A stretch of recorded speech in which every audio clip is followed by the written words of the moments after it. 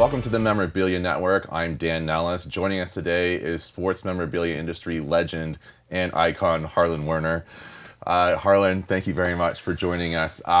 You've been kind enough to share some stories with us in the past, and today we're going to have a quick chat about your friend Vin Scully, another legend in the industry. Well, I appreciate that very humble and appropriate introduction for me. You're welcome. So thank you. Yeah. So Vin Scully, as a kid, I wanted to be a broadcaster. Mm-hmm. I wrote Vin Scully, I wrote Bob Miller, and I wrote Chick Hearn when I was a teenager. I wanted to be a broadcaster. We had the good fortune in Los Angeles of having three of the greatest voices ever, Vin, Yep. Chick Hearn, and Bob Miller. As a Dodger fan, Vin Scully was everything. Well, even on a national level. On a national level. He broadcast so many things outside of the spectrum, But even though Dodgers were obviously the bread and butter. I didn't know that then. Right. I didn't understand the magnitude, magnitude of Vin Scully.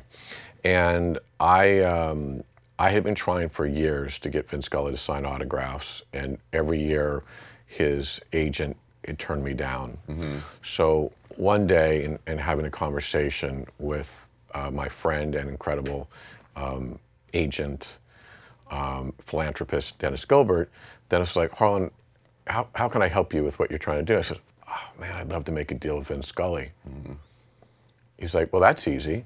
He's like, put a proposal together, I'll send it to Vin. Mm-hmm. So I put a proposal together, and then Dennis called me and said, Vin wants to call you tomorrow.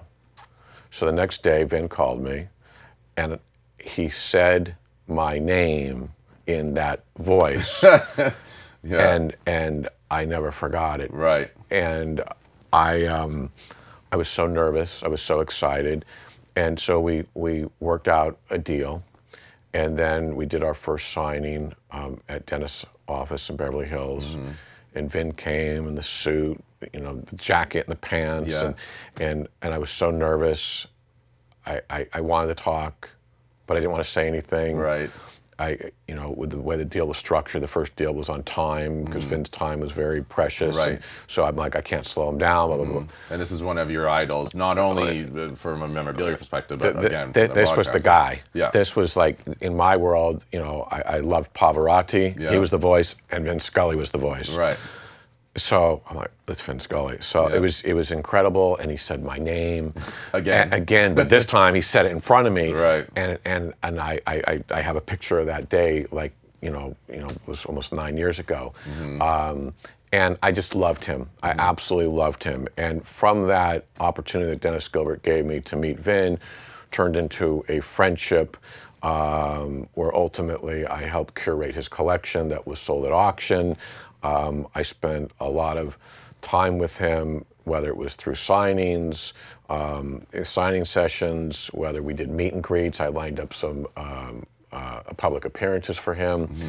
I did a commercial for him. He was very special.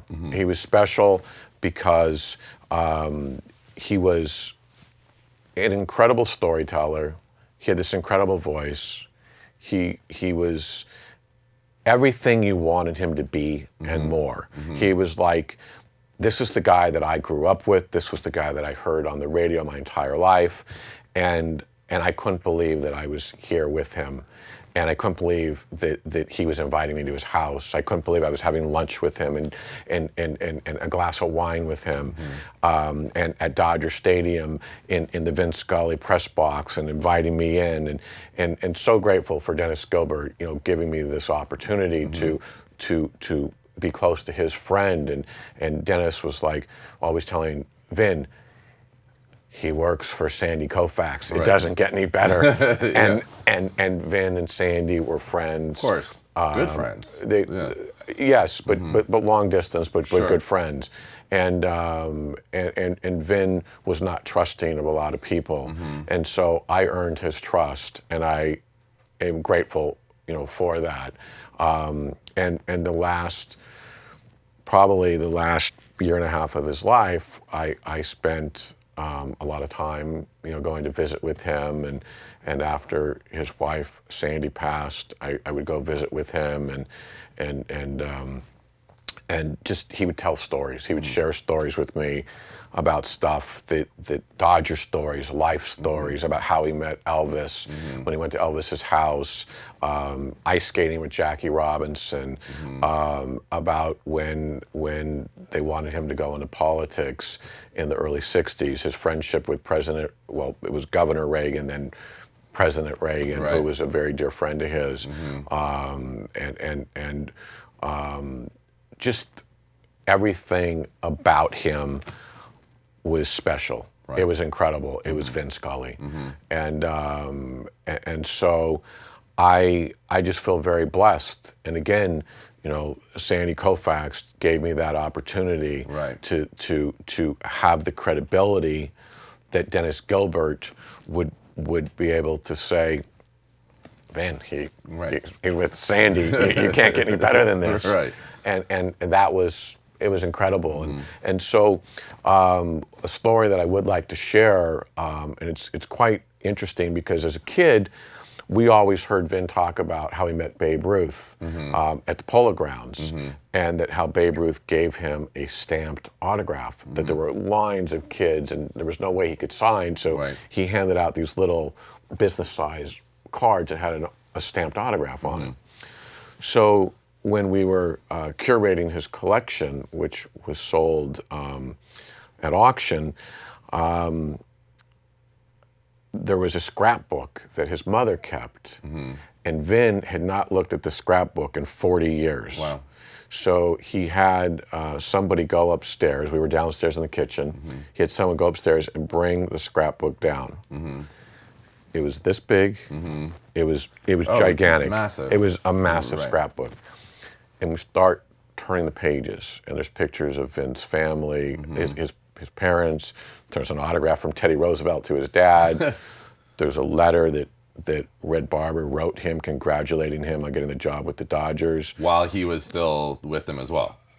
Red Barber was one that gave Vin his job, right. and the letter was dated 1950, and it's a congratulatory letter. Right. And Vin had not seen this letter in 40 years, and starts crying. Wow. He's reading the letter. I mean, it's very emotional, and we're turning the pages, and like one page is after another. Right. It was just stunning. It's fantastical, right? It was unbelievable. And then there were the yearbooks. He's like, oh, these are the yearbooks. My first yearbook with the Dodgers and my mom saved, 1950, and he's like, she kept everything. And Vin's like, I didn't keep much. He's like, I tend to throw everything out. And Sandy, his wife, kept most of the stuff later on, but Vin had thrown out a lot of stuff. And so Vin's mom had kept the scrapbook. So we get to the page where it's the autograph of Babe Ruth, and it's taped into the scrapbook. He's like, my mom kept the stamped autograph. And I look at the autograph, and David Hunt, who was there and a friend, David and I both look at each other, and we double take, and I'm like, Vin, do you think we could maybe take a few things out of the book to send in for authentication? Right. He's like, well, of course. He's like, but that's a stamped. And I was like, well, just in case. Right. He's like, okay. So this is the autograph that Babe Ruth gave to Vin Scully Right. when Vin Scully was a kid at the Polo Grounds. This is the tape, Mark, where his mom taped it into the scrapbook. And guess what? It was authenticated as real. Yeah, it's not stamped. You can tell. Right. Yeah, just looking at it. I mean, we can, but yes. Yes, and it's stunning. Very much so. And so I bid on this in the auction and was outbid, and was like, well, this is going to be the most expensive Babe Ruth cut signature ever sold. Connection of the greatest Babe Ruth and the greatest broadcaster, storyteller since probably Hemingway, Right. Or Mark Twain. I mean, Yeah. Vin was on that level, and so so I ended up that night, I ended up calling a friend, and we were talking, and he said, "Oh, I bought some stuff out of the auction, and thank you for your help, and you gave me some great advice." And I ended up picking up an item that you probably would like. And I said, "Well, what is that?" He said, "Well, I bought the Babe Ruth autograph for you as a gift." Wow. And so That's a nice gift. it was given to me as a gift. Wow. By a friend, and which has even more meaning, Sure. because it was a gift. And so when people ask about the items that are special to me, the first ball autograph that Sandy ever signed, Yeah. the autograph that Babe Ruth signed for Vin Scully, that again, as a kid, hearing the story about how Babe Ruth gave Vin Scully a stamped envelope, Right. a stamped autograph, and then Vin's mom just keeping it, just because she kept everything. Right. And it turned out to be real, and then somebody bought it and gave it to me as a gift. So full circle. Yeah. The provenance, the history of all of that Yes. is incredible. It is incredible, and to be there when the book was opened, Right. to be there when Vin was crying reading Red Barber's letter, it's unbelievable. And I had the good fortune of grabbing a few other things in the auction that Vin had spoken about that were special to him, and I ended up buying those for my collection. So, yeah, Vin Scully. It doesn't get any better. This is true. Well, Harlan, thank you very much for sharing the stories about Vin today. And for more information about the Memorabilia Network, please visit us at www.thememorabilianetwork.com. We'll see you next time.